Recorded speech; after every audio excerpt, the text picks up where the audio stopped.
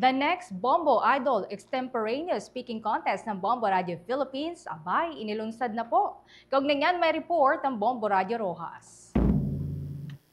Formal nang inilunsad ng Bombo Radio Philippines ang The Next Bombo Idol, isang extemporaneous speaking contest na layuning hikayatin ang kabataang Kapizenyo na pahusayin ang kanilang kakayahan sa pagsasalita at pag-iisip ng kritikal. Ayon kay Bombo Warren Lopez French, Assistant Vice President ng Bombo Radio Philippines, ang proyekto ay naglalayong mas mapalakas ang partisipasyon ng kabataan sa Rojas City at lalawigan ng Capiz sa pamamagitan ng patimpalak na gagamit ng wikang Hiligaynon. Layunin din ito na itaguyod ang kahusayan sa komunikasyon, hasain ang analytical skills at makadiskubre ng mga potensyal na talento na posible maging bahagi ng mga programa ng himpilan sa hinaharap. Aniya, ang kompetisyon ay hindi lamang magpapalakas sa tiwala at kakayahan ng kabataan, kundi magsisilbi ring paraan upang mapatatag ang ugnayan ng Bombo Radio sa kultura at komunidad, lalo na ngayong pagdiriwang ng Sinadya Festival sa Rojas City. Sasali dito ang mga estudyante mula sa elementary, secondary at college level sa lalawigan ng Capiz. Ang mga kalahok ay huhusgahan batay sa sumusunod na criteria: content and relevance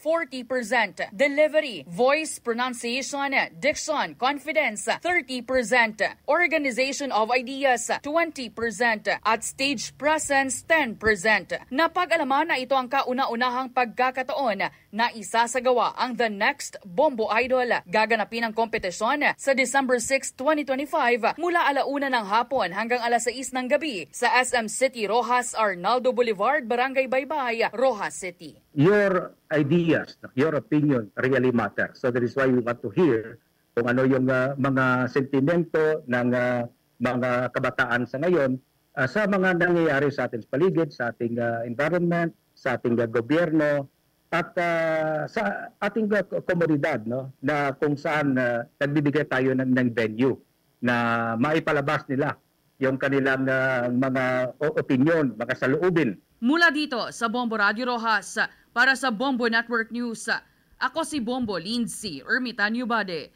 This is Bombo Radio Philippines, the #1 and most trusted source of news and information. Basta Radio, Bombo! For the most trusted source of news and information, visit our website at www.bomboradio.com. Follow us on Bombo Radio mobile app, Facebook, YouTube, TikTok, and X, formerly Twitter. Like, share, and stay connected. Anytime, anywhere.